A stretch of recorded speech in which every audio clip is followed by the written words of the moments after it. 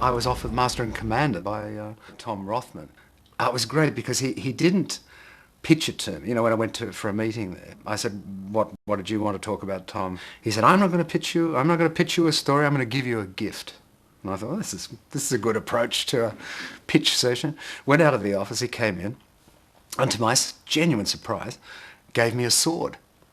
And I took it, and I looked at him smiling, and I said, O'Brien.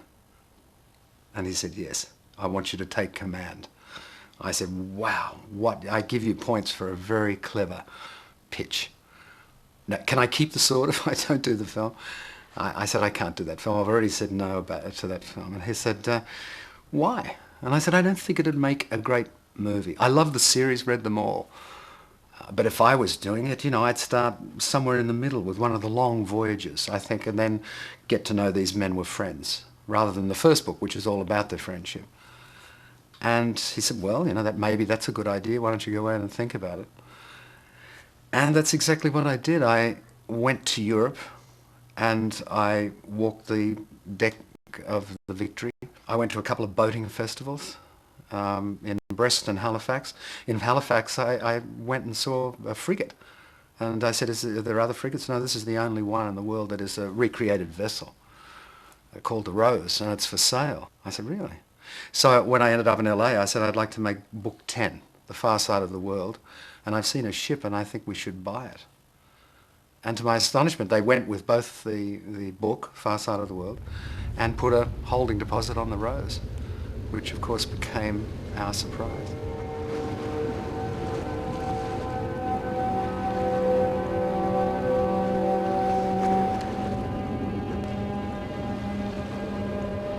Peter had a very clear vision in his mind what he wanted, and then there's only a limited amount of ships that are available, and it was by far and away the best.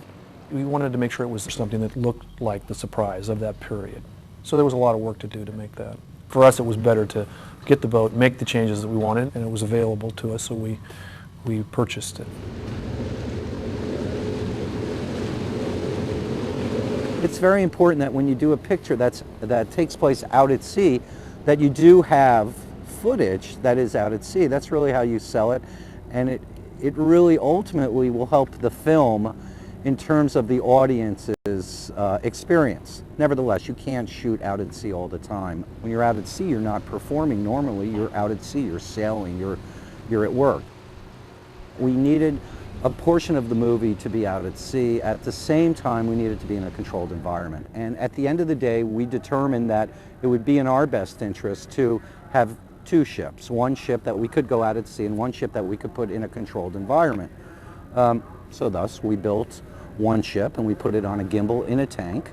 And the other ship we had within 45 minutes of us, and we could go out at sea at any time.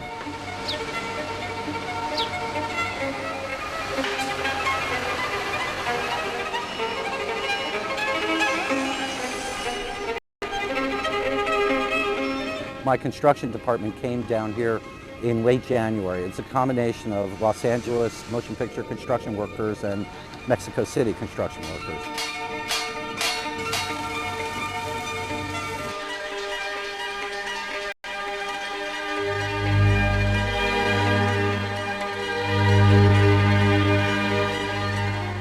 The basic construction of the Surprise is true to form of the real Surprise.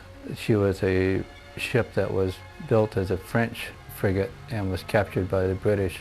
So her general construction, which is shown in all the sets, is French, but she had been owned by the British for several years, so a lot of her features have been changed to English.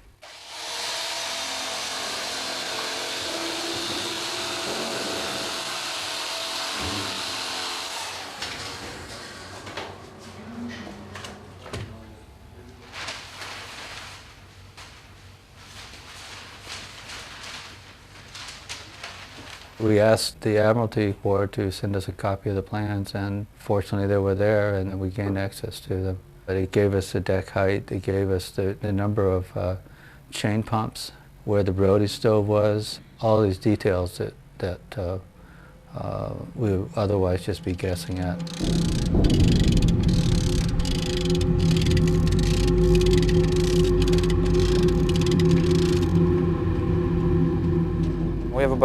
27 miles of rope altogether, just as the working rigging on the ship.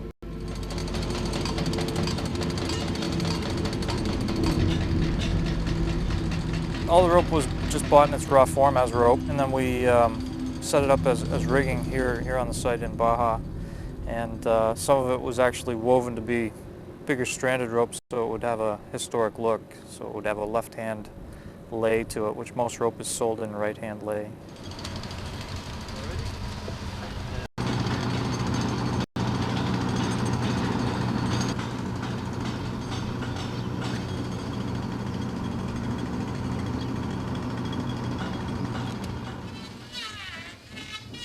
It wasn't just the rope we worked on. We built our own hooks and blocks as well to give everything a very period look. Especially the ironwork is something that you just can't purchase and alter. It really has to be made from scratch. But the blocks, the pulleys that we made up was kind of a surprise to us. We were hoping to have purchased them, but on the day I was leaving to come here to Baja, the company that was going to do it backed out. So I landed on the ground with the bad news that we would have to do all our own work, and we got on to that.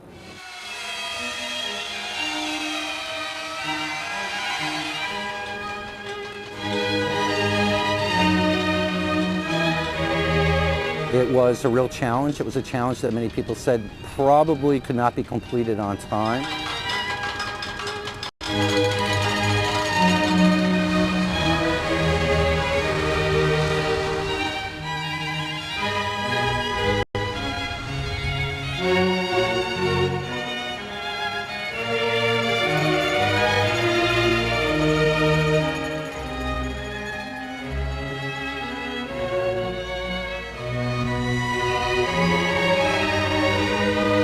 We had brought down people that really knew how to get this specific job done, working with wood and steel, working with just the size and the volume.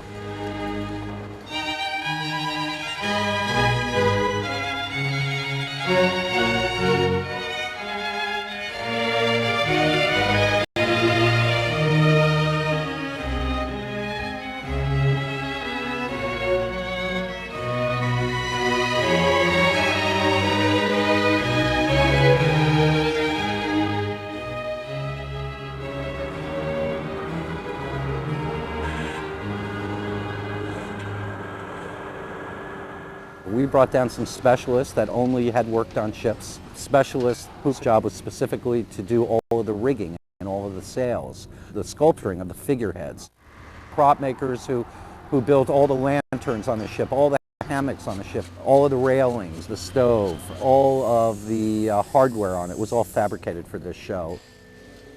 You know, again, this was all done in the period roughly between February 1st and May 15th.